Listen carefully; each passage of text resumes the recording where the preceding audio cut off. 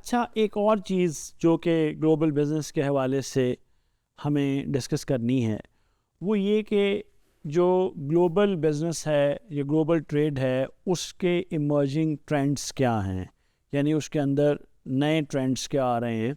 چونکہ آپ لوگ بزنس کریں گے یونیورسٹی سے فارغ ہونے کے بعد تو آپ کو معلوم ہونا چاہیے کہ کس قسم کی بزنس انوائرمنٹ ہے جس کا سامنا آپ لوگوں کو کرنا پڑے گا.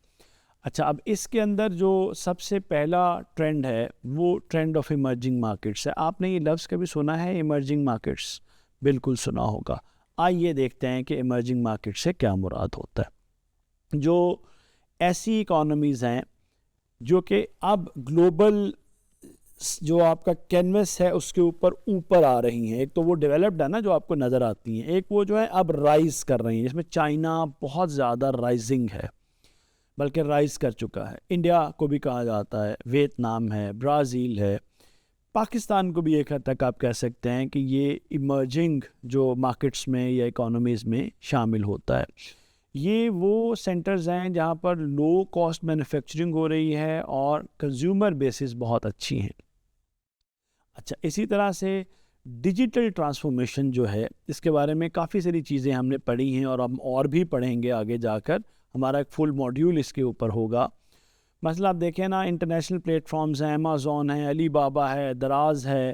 اسی طرح سے گلوبل جو ڈیجیٹل پیمنٹس کا نظام ہے، جو سوشل میڈیا ہے، اے آئی کا یوز ہے، یہ ایک ایسا ٹرینڈ ہے جو کہ گلوبل ٹریڈ کی شکل کو بہت تیزی کے ساتھ بدل رہا ہے.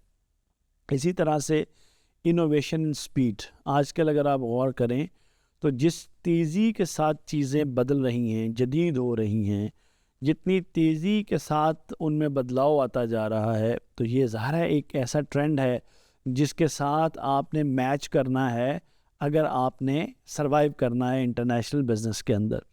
اسی طرح ایک چیز جس کا بہت زیادہ چرچا ہو گیا ہے وہ sustainability of the business and environment ہے. لوگ اپنی انوائرمنٹ کے بارے میں بہت کانشیس ہو گئے ہیں یا کانشیس ہو رہے ہیں.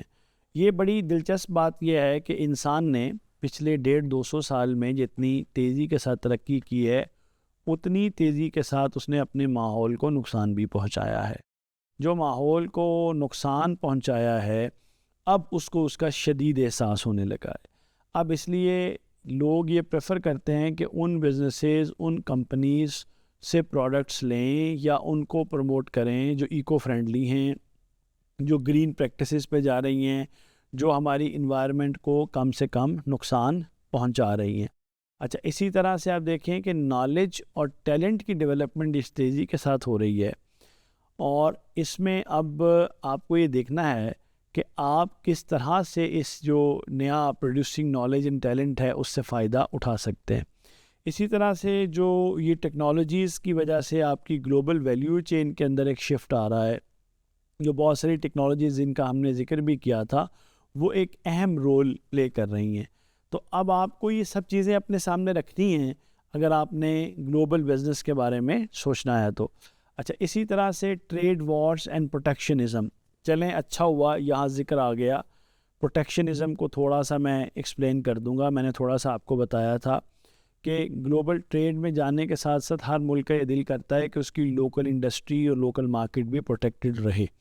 تو اس کے لیے وہ پروٹیکشنسٹ ایک رویہ اپناتے ہیں، ٹیرفس وغیرہ لگاتے ہیں. اسی طرح ٹریڈ وارز ہیں، آج کل آپ دیکھتے ہیں چائنا میں، رشیا میں، امریکہ میں، یورپی یونین کے ممالک کے درمیان ایک ٹریڈ وار کا تصور ہے جس میں سارے جو ہیں وہ ایک دوسرے کو نیچا دکھانا چاہتے ہیں. اب ظاہر ہے اس سے کمپٹیشن بہت بڑھ جاتا ہے.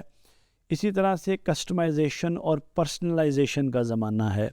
ٹیکنالوجی اتنی زیادہ ترقی کر گئی ہے، اتنی آگے بڑھ گئی ہے کہ کوشش یہ ہو رہی ہے کہ چیزوں کو جتنا زیادہ کسٹمائز کیا جا سکے لوکل ٹیسٹ کے مطابق، لوکل ریکوائرمنٹ کے مطابق، اور جتنا پرسنلائز کیا جا سکے.